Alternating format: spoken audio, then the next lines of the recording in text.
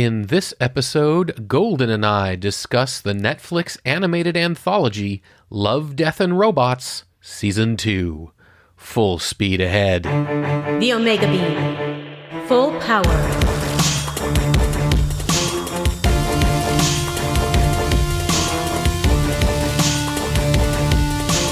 The Omega Beam. Welcome to the Omega Beam number 127. I'm your host, Oren Merton. Back in 2019, Tim Miller and David Fincher produced a science fiction short story animated anthology called Love, Death, and Robots. It got renewed for a season 2, and it is now streaming. We talk about the new season without any spoilers, so if you've seen it or not, you are good to go. So let's get to it. I am here with Golden to talk about the Netflix animated series Love, Death, and Robots, Season 2. So this is an anthology series where it's not one solid There's no arc. No necessarily. We did find that there was a link between two episodes. Yeah, they threw in some cool little like Easter egg kind of connections, which were fun. That's shown. There's a store that's shown in two of the episodes. Yeah, and that was fun. This is definitely in the animation for adults, the R-rated animation genre. In fact, the two producers, Tim Miller and David Fincher, I guess they had, long before Love, Death, and Robots, been talking about rebooting Heavy Metal, which was a for adults cartoon and magazine for a long time. And that didn't happen, but it did turn into this. So that's where this came out of. And I think in a way it is kind of a modern update of Heavy Metal. They're just these little anthology animations, each one done by a different studio in a different style. And I really like that. I really like that they're different. I think the animation very often sort of was matched to the content in a really interesting way. And a lot of them are kind of dark. Oh, yeah. They are dark. Some of them are really, really dark, yeah. Some are a little bit more lighthearted, like, not going to give any spoilers or anything, but John Scalzi, who's one of my favorite science fiction writers, he generally gives everything he does a bounce. Is he all through the house? Two kids? He was the first one, yeah. The very first episode of season 2. And it was the one where the robots automated like a whole retirement community. Oh, okay. And, all of his stuff has a bounce. Yeah, there was a theme of robots, definitely. Yeah. It's definitely living up to the Love, Death, and Robots. Sure. I mean, with a title like Love, Death, and Robots, you're going to be getting, some darkness and stuff. I mean, there was one, I will give nothing away, but it was like, it was dark enough that it just kind of made me go, oh, You're talking about the Pop Squad? Yes. And, it just, I liked them to different degrees. Some I thought were just incredibly stylized and wonderful and cool, and others were, more just dark. I definitely didn't. I was not liking Pop Squad, especially, with a 4-month-old in the house. Yeah. It was very sad. But then again, I mean, because of that, it definitely made a connection a lot more than a couple of the other episodes. Right. Yeah, that's true. First season, they managed to get a couple like known names to do voices and stuff, and they did in this one as well. Michael B. Jordan does a voice in one. Nolan North, who is one of those voice actors who is like on every video game out there and every animated series out there, does some voices and stuff. So you may hear some familiar voices showing up.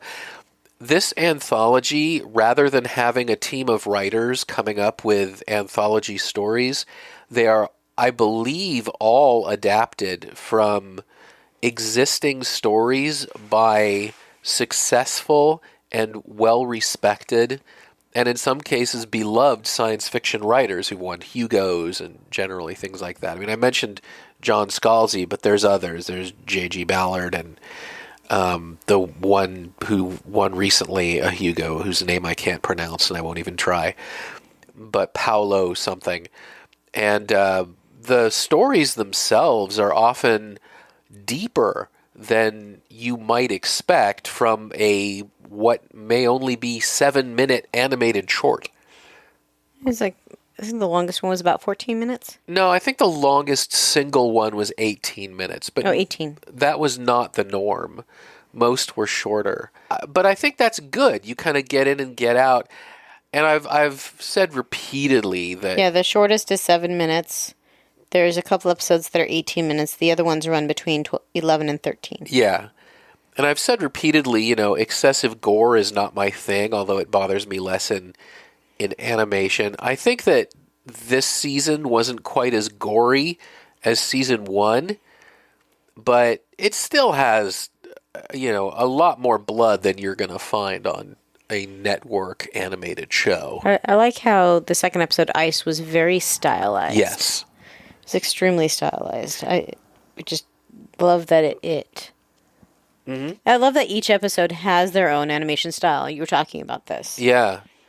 It gives the anthology, I think, its own personality, its own kind of vibe out there in the universe. And I don't know how successful this anthology series is. I know that it's generally very well reviewed. I don't know how many people watch it, but I definitely think there is a place for it in the animated world, that it's kind of its own thing, but in a really good and interesting way. Even the ones that I didn't walk away from enjoying still were valuable little animated shorts.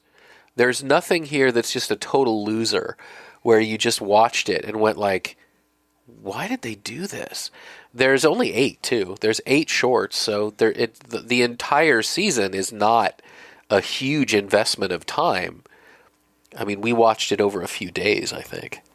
Watching just a few a day, just between other things we were doing. And it filled a very, very nice slot, I think. I just looking at Wikipedia, I see that they have already greenlit a 8-episode season 3 that will be out next year. So clearly it is either doing well enough for Netflix, or they just see it as a valuable enough offering that they're willing to put some more money into it. Not a ton if there's only 8 episodes, but still, that's good to see. I'd like to think that there's a place in the world for something like this. So I'm glad it's being renewed, even knowing full well that I'm probably not going to love all 8, just like I didn't love all 8 this time. So this project did start off as a reboot for heavy metal. It really was heavy metal initially. Okay. Yeah. I mean, some of the trivia is interesting. There's a recurring theme of broken or damaged left arms through the series. Interesting. Yeah, I mean... I wonder if one of them hurt their left arm. Huh. And the signs kind of hint at the very beginning, the Love, Death, and Robot sign kind of hints at what the episode's going to be about. Yeah, the emoji, definitely. I think that it's a very unique series in that it is an adult series, but you're getting something new each time. Yeah. And it's not a big commitment. Well, thank you, Golden. You are welcome. And that's it for this episode. You can find the show notes at theomegabeam.com/127. If you liked this episode, please leave a review wherever you listen to podcasts. It's your reviews that help people who like this stuff find our podcast. If you have any suggestions or comments, please drop us a line at info@theomegabeam.com. Be good to yourselves and each other, and we'll catch you next time. The Omega Beam. Full stop.